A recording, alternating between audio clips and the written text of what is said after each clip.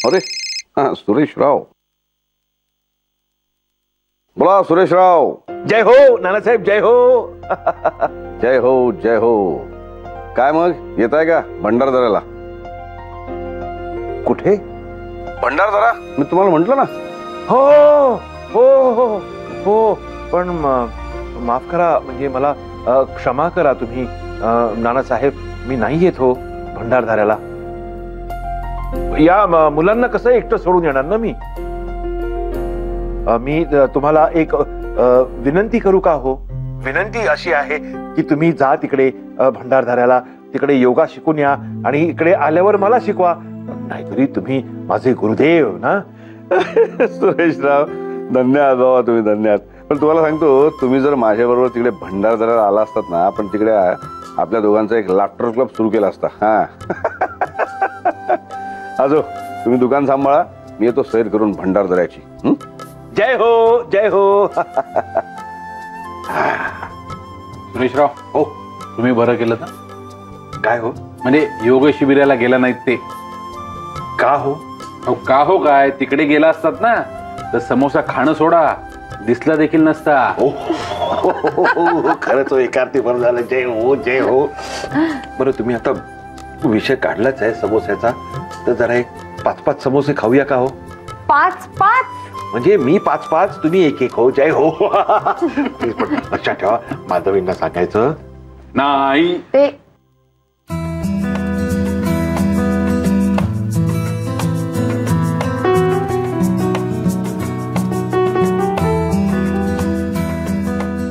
माई, ये ग ये. काय ग माई, हा डब्बा राहिला होता तुमचा. हो ग बाई, केव्हापासून काहीतरी करून देईन म्हणत होते, राहूनच जात होतं. आणि मी ढीग म्हणाले असते काही नको म्हणून, तरी तू ऐकणार होतीस थोडंच.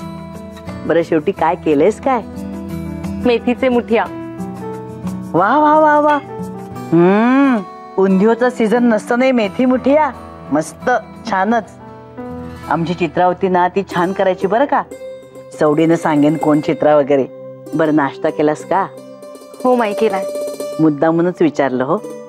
माणूस एकटं असलं ना की कंटाळा येतो ग एकट्याने नाश्ता बिष्टा करायचा, म्हणून विचारलं. बरं, अजून एक विचारू का तुला? विकास दीक्षित बद्दल ना? झाली का भेट? हो माई, झाली भेट. हो का? पण आम्ही असं ठरवलंय की पुन्हा एकदा भेटायचं, कारण पहिल्या भेटीत आमच्या दोघांवरही खूप धडपण होतं. साहजिकच आहे ग, सोपं नाहीये ग. अचानक असं सांधा जोडणं. आम्हाला मेलं काय जातंय तुम्हाला सांगायला, पण तू नवीन आयुष्याची सुरुवात करतेस ना, हे बघूनच खूप बरं वाटतंय ग. खूप आनंद झाला. आणि तुम्ही दोघांनी मिळून पुन्हा भेटण्याचा जो निर्णय घेतलाय ना, तो खरंच छान आहे ग. तोच मी समजूतदारपणाचा आहे.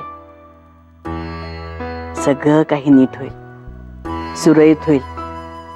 तू अजिबात काळजी करू नकोस. आणि नानांनी काय सांगितलंय तुला?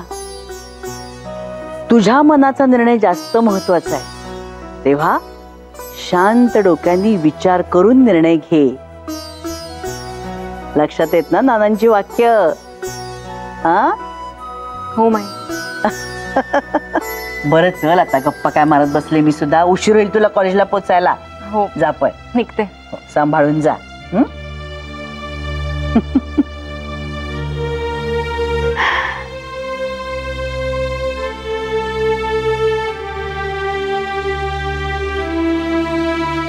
पोरीचं सगळं काही व्यवस्थित होऊ दे रे बाबा.